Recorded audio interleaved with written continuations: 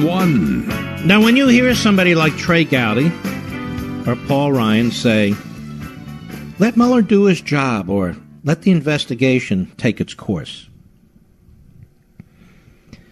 these are people who have very little knowledge of what's going on here constitutionally or don't care. In other words, let Mueller do whatever Mueller's going to do. Why? Why? Is he some kind of a god? I don't understand that. Is it not possible that he is exercising or may exercise authority that he doesn't have? Why would Congress sit back? Should we pretend he's the former administrator of the EPA? Would that excite them? No, you don't let him do his job or let the investigation take its course if the course is leading into a serious constitutional problem.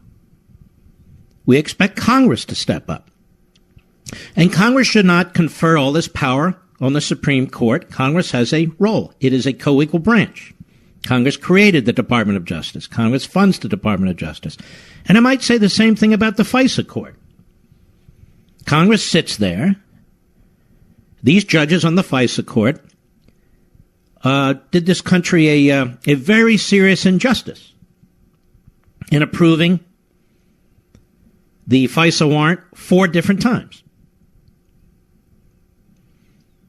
Now, I understand the difficulty in holding hearings. I understand the Democrat Party is the party of obstruction and evasion. So create a special committee with certain members of Congress, including some Democrats. A smaller committee, not with 40-some members. That might make it a little bit easier. Maybe, maybe not. But you and I know McConnell's not about to do it, and Ryan's not about to do it, because these are not constitutionalists. And neither are Trey Gowdy and the rest of them who parade across TV land. Now, let me address quickly Michael Cohen. I see Professor Turley says the president is one more witness away from being in very, very serious trouble over there. No, he's not. Not in the least.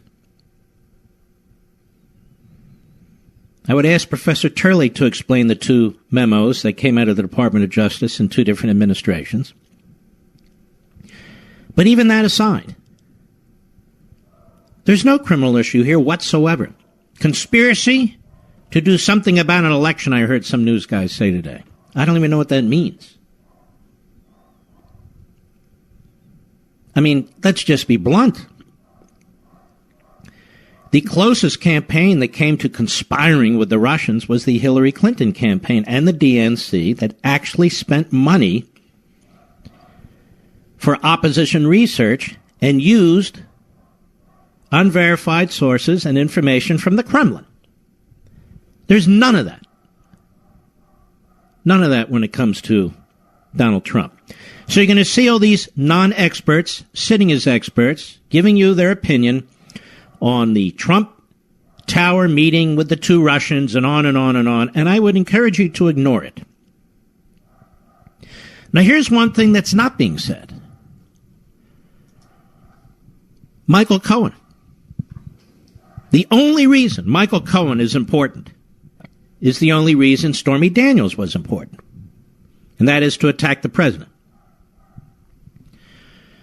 Michael Cohen either will be or should be disbarred.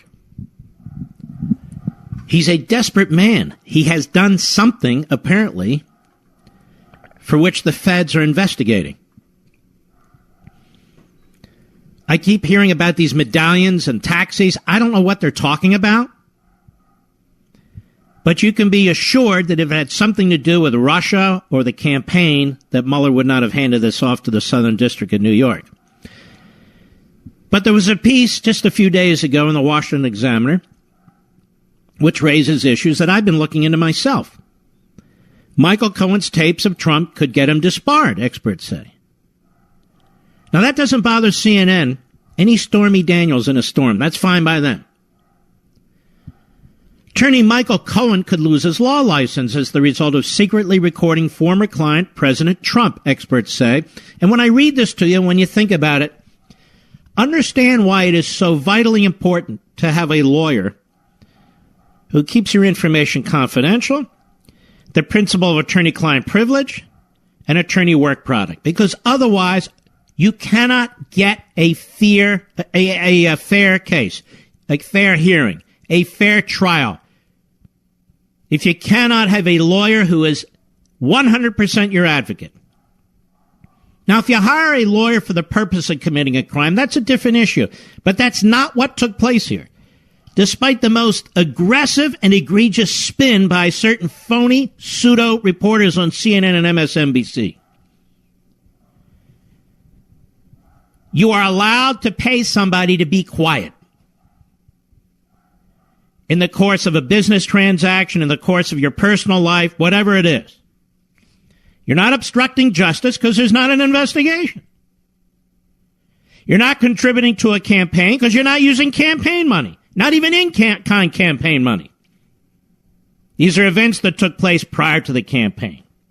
And you're dipping into your own resources in order to make a payment. You can make a payment through an LLC, you can make a payment directly, you can make it with a check, you can make it with cash. It doesn't matter. And yet they debate this endlessly.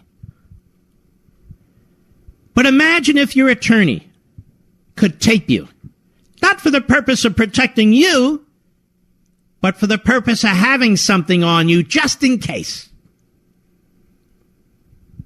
You hire an attorney because you have a business issue you want to deal with, an employment issue you want to deal with, a divorce matter you need to deal with, whatever it is, a custody case. You have every reason to expect your lawyer's not going to tape you. Now, in the 2016 conversation that they're endlessly reporting about, took place in New York. It's perfectly legal to record. But not if you're a lawyer. I wouldn't be surprised if he was disbarred. Absolutely not, said Bennett Gershman, a former prosecutor in the Manhattan District Attorney's Office and an expert on attorney misconduct at Pace University's law school. We have so many different scenarios where it's possible that he engaged in ethical misconduct. You start piling one episode on top of another, I could see at the very, very least a suspension, said Albany Law School professor Vincent Bonaventre. I don't think they're going to slap his wrist if any of this is true, he said. There's a complex web of potential offenses within New York's rules of professional conduct for attorneys that Cohen may have committed, experts said. Dishonesty is one potential offense, experts said, including if Cohen helped Trump lie about an affair with McDougal. Or Cohen may have tripped a conflict of interest rule by recording conversations for his own benefit rather than his clients. Or he could have violated other rules in disclosing the conversations. Quote, obviously, lawyers don't do this. This is extraordinary, probably unprecedented, Gershman said about secretly recording a client.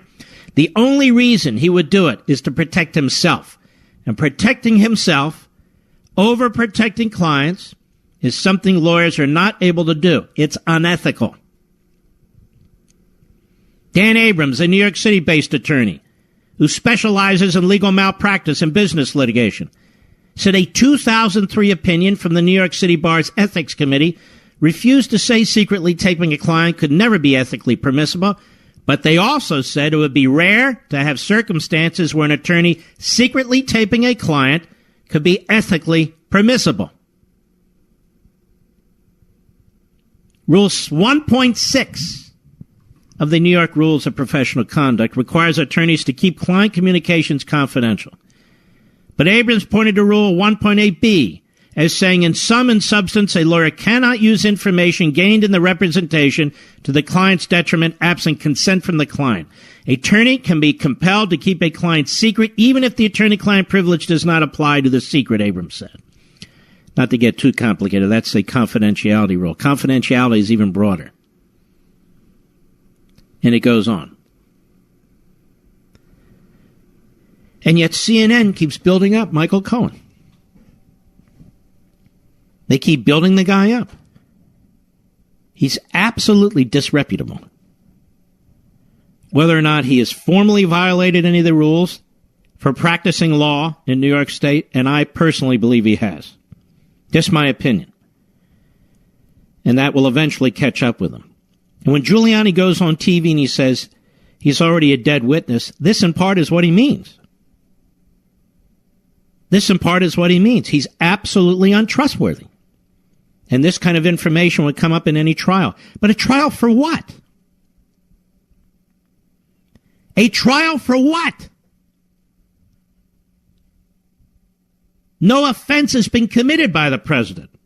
I'll even go further. An indictment, by the way, is not a conclusion of the matter. No offense has been committed by Don Jr. or Jason or Kirshner.